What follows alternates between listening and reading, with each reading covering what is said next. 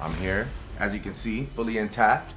Mind, body, and soul, in case you were wondering, right? Mind, body, and soul. Mind, body, and soul. You need facts to take me out. Fairy tales won't do it. Cheers to everybody. Always live by it. Let's discuss what happened after Kendrick Lamar put out Not Like Us. Because after all, his beef with Drake did not end after this track. The rappers continue to diss one another to this day, which is precisely what we will be talking about right now. You're with the Music Vibe channel. Let's go. You know that in Not Like Us, Kendrick claims that Drake likes underage girls. In response to these accusations, Drake released The Heart Part 6. When he posted saying that the track is published, he addressed his enemy. The Heart Part 6 out now, and we know you're dropping 6 minutes after, so instead of posting my address, you have a lot to address. The name of the track is a troll against Kendrick, whom, for the entirety of his career, has had a series called The Heart. This series, The Heart, exhibits the rawest and most unfiltered Kendrick, one who talks about everything he's feeling at each stage of his career. On the cover, we see a comment from Lamar's friend and longtime business partner, Dave Free. The comment was left under a post by Kendrick's baby mama, Whitney Alfred. In a diss track, Family Matters, Drake said that one of Kendrick Lamar's 2 children's biological father may actually be Dave. I heard that one of them little kids might be Dave Free. In his The Heart Part 6, Drake claims that if he would have really been a pedophile, he would have been arrested long ago. If I was f***ing young girls, I promise I'd have been arrested. I'm way too famous for the shit you just suggested. And he says that he no longer wants to partake in this beef. This drop from Drake was not appreciated by the public, judging by the large number of dislikes. Against the background of all of these accusations about Drake's love for minors, a video that was taken back in 2010 went viral, in which he was kissing a 17-year-old fan called Tia Owens, at a time when the rapper was 23. The concert took place in Colorado, and the state law declares 17 as the legal age. In the eyes of federal law, however, it would still be illegal since it deems 18 as the legal age of consent.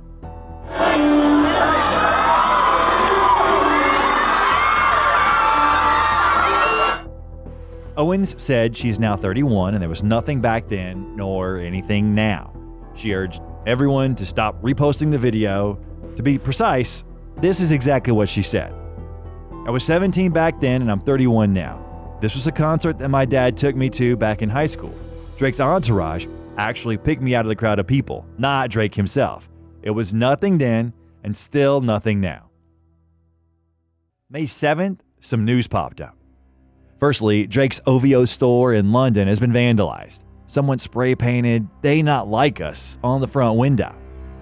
Secondly, Not Like Us breaks the all-time record for most single-day streams of a hip-hop song in US Spotify history, surpassing Drake and Lil Baby's Girl Want Girls, which got 6.593 million streams. But what's most interesting is that, on that day, police had Drake's front door taped off. Drake's security guard was listed as the victim of the shooting at his property. Source has told CBC News the person that was shot was a security guard, and that police were told that that person was unconscious and had received a gunshot wound to the upper chest. TMZ reports that the perpetrator tried to gain access to Drake's Toronto mansion and got into a scuffle with his security before being taken into custody by the police. There's no word on whether Drake was at home during this incident or not. The next day, Kendrick simultaneously charted 4 songs in the top 10 on US Spotify, the most of any artist. In first place, it was, of course, Not Like Us. In second place, Euphoria. In 7th place, Like That. And in 9th place, Meet the Grams. In turn, Drake posted pictures on social media. And also, at the end of May, producer Gordo published a joint photo with Drake and captioned it saying, "You guys ready for 2024? June 5th, Kendrick Lamar announced his Los Angeles show, The Pop Out Ken and Friends, that is to take place on Juneteenth. June 11th, on Bootleg Kev YouTube channel, a podcast was released with Jason Martin, who recounted that Kendrick waited for Drake to put out Family Matters so that he could immediately release a response. They dropped Family Matters, and I text him, I'm like, this ain't it. He's like, at all. I'm like, this ain't gonna get it. I was like, man, it's time to step on his head. He was like, say less. I'm thinking we just text. It ain't nothing deep like that. Right. I go to the bathroom. I come back. The motherfucking song is uploaded. I said, wait. I text him like, nigga, you already. He's like, man, I've been waiting for this nigga to drop something.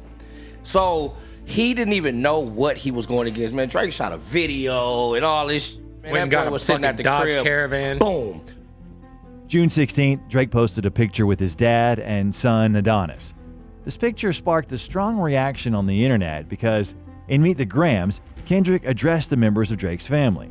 So, on the same Instagram post, you can find comments that sound like this. Everything he does is funny now. Or, Kendrick bullied Drake and Dennis into being better fathers. 2 days later, academics had an individual on his stream who claims he was paid off by Kendrick's team to increase his streams by 30 million. How much was this man paid for all of this? $2,500 apparently. Soon after making his allegations, fans asked for proof.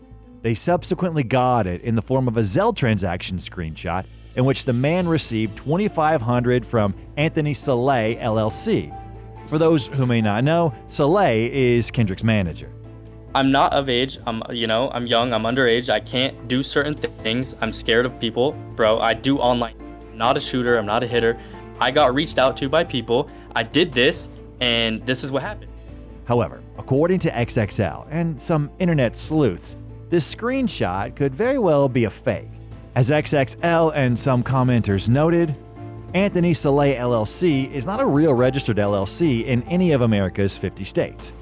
Although it could be an unregistered LLC that sent the payment, there are still plenty of holes that can be poked in the story. For instance, $2,500 seems low for what is being asked.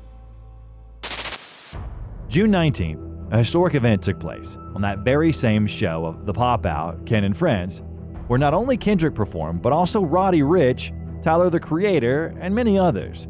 I also want to point out that the show was also attended by Whitney. Kendrick started his performance with Euphoria. It's worth noting that during the time of the performance of this diss track, he requested of Drake to return Pac's ring, and then he would receive an ounce of respect. These lines are not featured in the original. Give me Tupac, read back, and I might give you a little respect. It's also worth highlighting his appearance, which he used to, in this way, pay homage to Tupac. From K-Dot's diss tracks, he also performed Like That, 616 in LA, and of course, Not Like Us, a whole 6 times. In turn, the next day, Drake posted this picture and captured it saying, Summer League. This is most likely to show that he's not bothered by what happened the previous day. June 22nd, Drake wished Chubbs a happy birthday. More life, Capo. Plenty of love in the family to go around, and just wait till that other comes back around. Chubbs, better known as Capo, is Drake's longtime personal bodyguard turned friend, who he has rapped about in many of his songs throughout the years. Kendrick talked about him in Euphoria, more specifically saying, "You gonna make a guy bring back Puff. Let me see if Chubbs really crashed something." June 22nd, shots from the filming of the Not Like Us music video started showing up. July 1st, Rick Ross played this banger in Canada in a town in Vancouver, over which an altercation took place. One of the attackers yelled out something like, "You in our city, what the fuck is up?" Drake liked to post with the caption, "Rick Ross met the BC Demons at his show tonight. He shouldn't have played Kendrick Lamar's hit record." That very same day, Drake was celebrating Canada Day. Cheers to the whole country. While on the 4th of July, on the US's famous Independence Day, Kendrick published the music video for Not Like Us. The most memorable segment of this video is the unexpected appearance of Whitney. The family matter and the truth of the matter. Here was God's plan to show y'all the liar. I would also like to notice that in the credits, we see the words directed by Dave Free and Kendrick Lamar.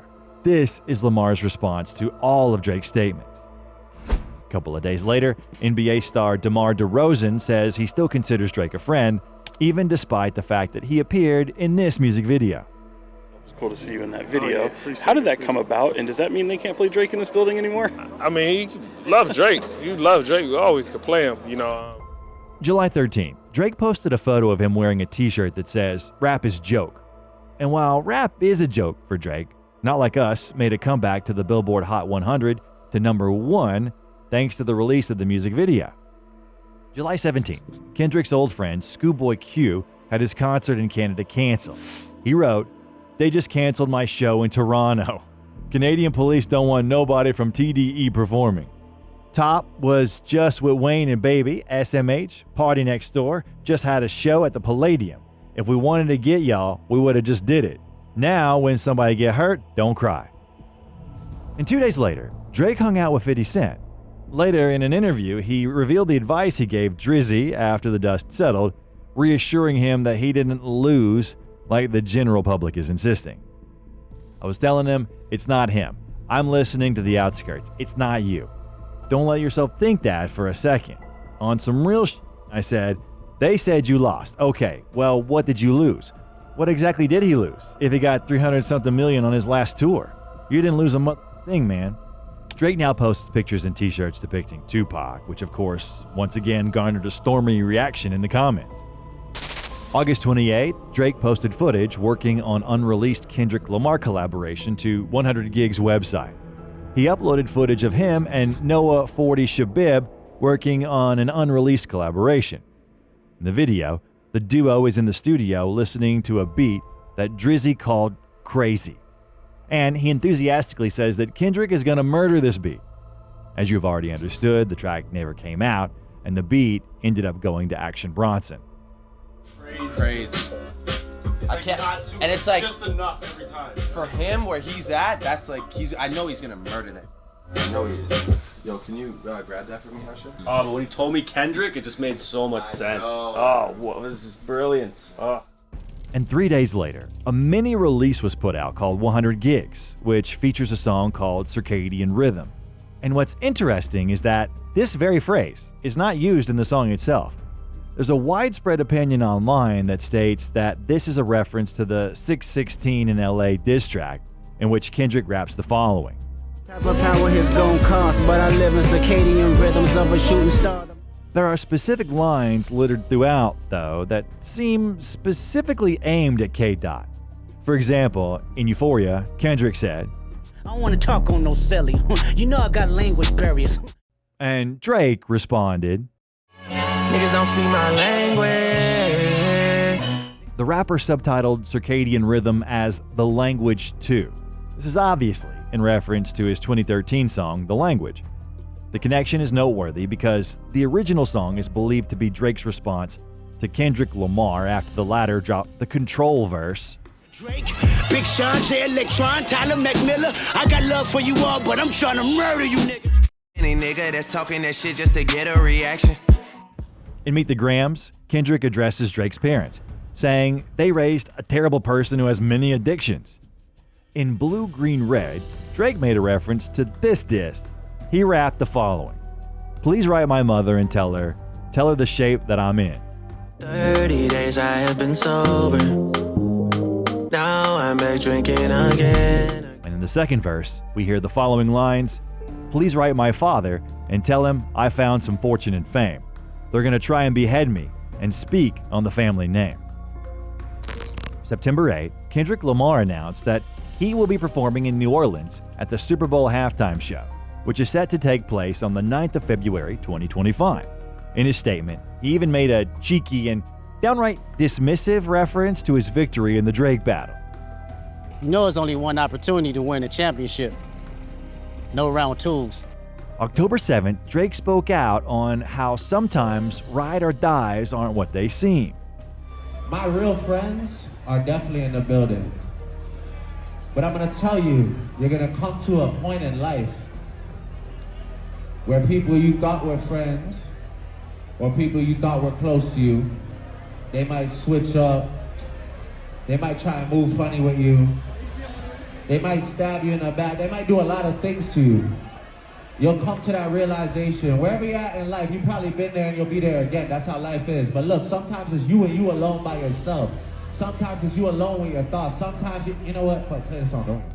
On October 21st, K-Dot covered the Harper's Bazaar 2024 November Voices issue, which had him in a conversation with his former Top Dog Entertainment teammate SZA. He defined what the phrase "not like us" means to him culturally, and it's much bigger than anything OVO related. I quote, Not Like Us? Not Like Us is the energy of who I am, the type of man I represent. Now, if you identify with the man that I represent, this man has morals, he has values, he believes in something, he stands on something. He's not pandering. He's a man who can recognize his mistakes and not be afraid to share the mistakes, and can dig deep down into fear-based ideologies or experiences to be able to express them without feeling like he's less of a man. If I'm thinking of Not Like Us, I'm thinking of me and whoever identifies with that. I don't think you forgot Demar DeRozan's words about that, regardless of the fact that he's been on the Not Like Us music video, he nevertheless likes Drake. As it turns out, Drake doesn't feel the same way towards him. Generally speaking, when DeRozan returned to Toronto as a Sacramento Kings player on the night of Vince Carter's jersey retirement, Drake made a playful comment on the Toronto broadcast, saying, "Yes, if you ever put a DeRozan banner up, I'll go up there and pull it down myself." That's the answer to your question. Is that what you're going to ask? No! Oh. After the game, DeRozan was asked what he thinks about that. Well, he gonna have a long way to climb to take it down, so tell him good luck. Further, pay attention to how intently Drizzy and Chubbs were watching the player. It's interesting to think of what Demar felt at that time.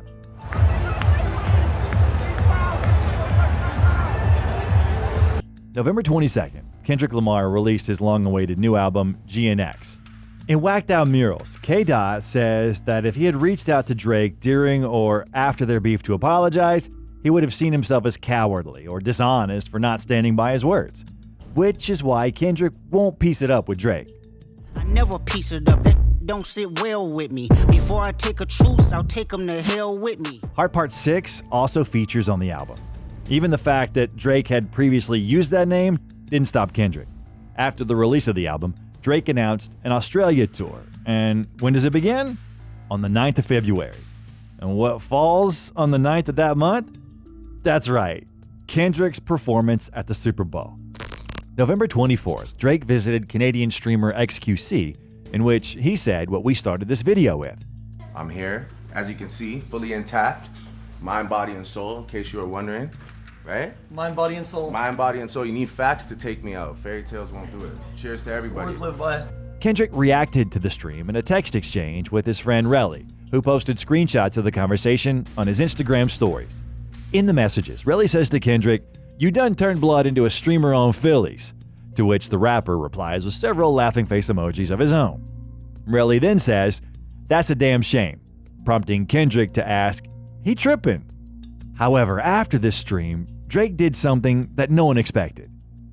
The next day, Drake took his feud with Lamar into legal territory.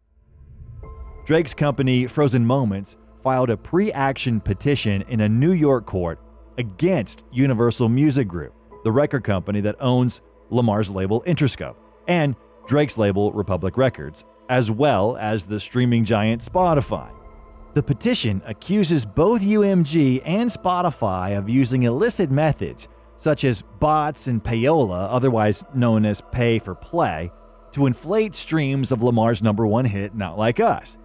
The filing also claims that Not Like Us caused Drake to suffer economic harm. Just a few hours after the filing made headlines, Billboard unearthed another action filed by Drake's company in Texas court. The second petition, also filed on Monday, claims that UMG funneled payments to the radio conglomerate iHeartRadio in order to boost spins of Not Like Us. Drake's lawyers also allege that UMG could have blocked Not Like Us from being released because it attacked the character of another one of UMG's most prominent artists, Drake, by falsely accusing him of being a sex offender, engaging in pedophilic acts, harboring sex offenders, and committing other criminal sexual acts. A spokesperson for UMG spoke out about these allegations. The suggestion that UMG would do anything to undermine any of its artists is offensive and untrue. No amount of contrived and absurd legal arguments in this pre-action submission can mask the fact that fans chose the music they want to hear. December 3rd, Kendrick announced a joint tour with SZA, which will begin on April 19, 2025.